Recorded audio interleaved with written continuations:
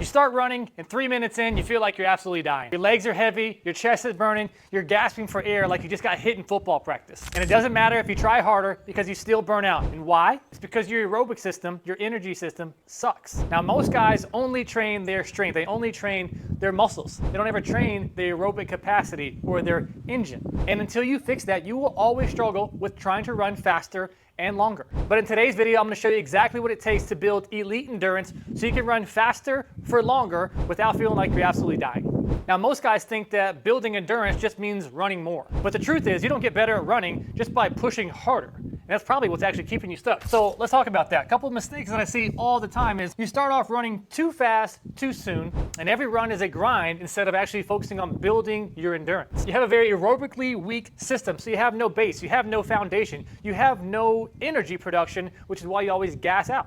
And you think that running slow is a complete waste of time, so you always run hard all the time, you end up getting hurt, and you never actually see your aerobic endurance improve, which is why you don't build any endurance. One of my guys, Joseph, used to do every single run just as hard as he could, and every few months he would end up with an injury, and he just could never figure out why he would always get hurt. I mean, the guy was training hard. He was running as hard as he could every single time, but he had zero base. And after 8 weeks, we pulled his training way back. We focused on zone 2 training. Pace went through the roof. His recovery got better. Now he actually enjoys running a lot more because he doesn't feel like he's dying on every run. Oh, and he improved his pace per mile by over a minute. So there are 3 things that we're going to talk about on how to build a bigger tank. Let's break them down. This is going to be a big topic of conversation here, so put your thinking cap on, take your notes. This is going to be valuable. Most guys run fast or they don't run at all, and that's why they never build endurance. So let's talk about the foundation, and we're going to be doing a little bit deeper dive into what zone training is and what we've talked about in the past. I'm not just going to give you a formula that says 180 minus your age and that's your number. We're going to talk about the fat oxidation, about mitochondria. We're going to talk about carbon dioxide and how that affects your ability to breathe oxygen better and get into a lower heart rate. We're going to be doing a deeper dive into it these next few minutes. So starting off, let's talk about 70 to 80% of elite aerobic athletes, Tour de France people, Kenyan marathoners, Norwegian Olympic people that crush endurance events train 70 to 80% of their time in zone 2. And if we want to be able to run faster and to be able to build endurance, we're going to have to prioritize zone 2 training. Zone 2 also increases the efficiency and the size, literally, of your mitochondria, your powerhouse energy production. If we have more mitochondria, we're going to have more energy. If we have more energy, we're going to have more endurance. Building all of this helps to improve your powerhouse, your foundation, your building block. And we talked about in the previous video about carbs versus fat and delaying that process. If we have a good aerobic energy system, we are going to use fat as our primary source of fuel and an oxidative level for a lot longer, which is a good thing. We want to become aerobically fit, so we use fat as our primary source of fuel. Think of zone 2 training like building a bigger gas tank, for example. If you only do high intensity interval training, it's kind of like driving a sports car with a really small gas tank. Building a big aerobic capacity is kind of like building a big bad boy diesel.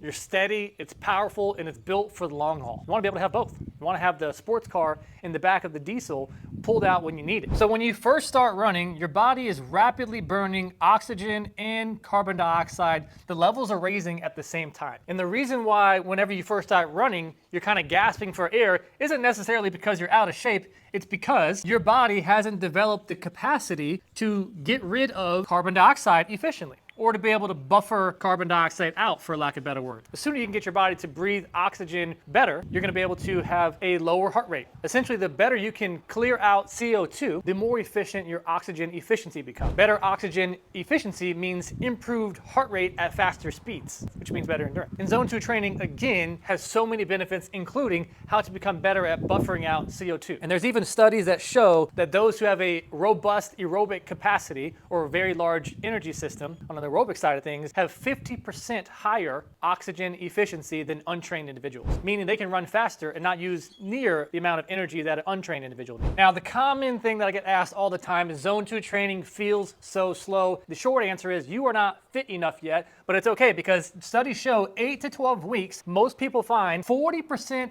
improved speed at the exact same heart rate, meaning you will get fitter. Now, although that might mean in the beginning, if you're used to running fast all the time, you might literally have to start off walking, then shuffling, then to incline walk, and then to rucking, and then running. That's a common progression I talked about in the previous video of what it might look like in the time being, but give it time, you will get better. You'll be able to run the faster at the same heart rate, and that's what you want. Think of it like whenever you first start lifting weights. 135 pounds might feel heavy when you first get started.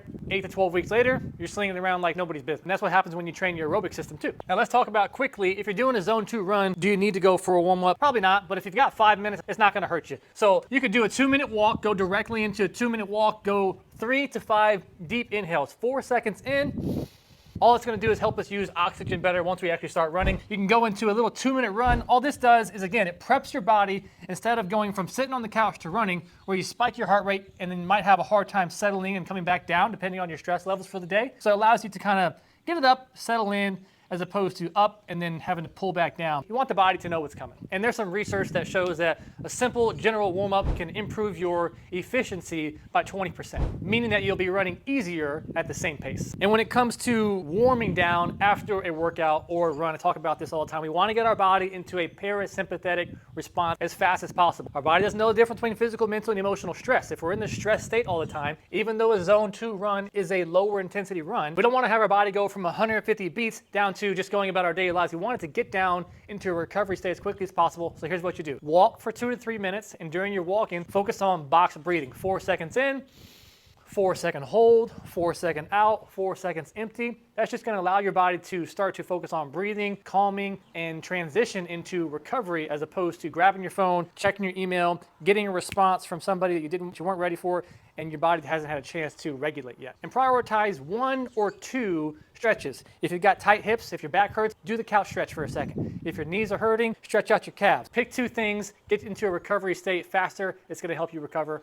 Walk, breathe, pick 2 stretches. So now that we've talked about how to improve your endurance, we need to actually talk about running form. Most guys have terrible running form. You're wasting energy, your knees are killing you all the time, and you're just slow. So in the next video, I'm gonna show you exactly how to improve your running mechanics and your form so you can apply everything that we've been teaching you in these last few videos into your running.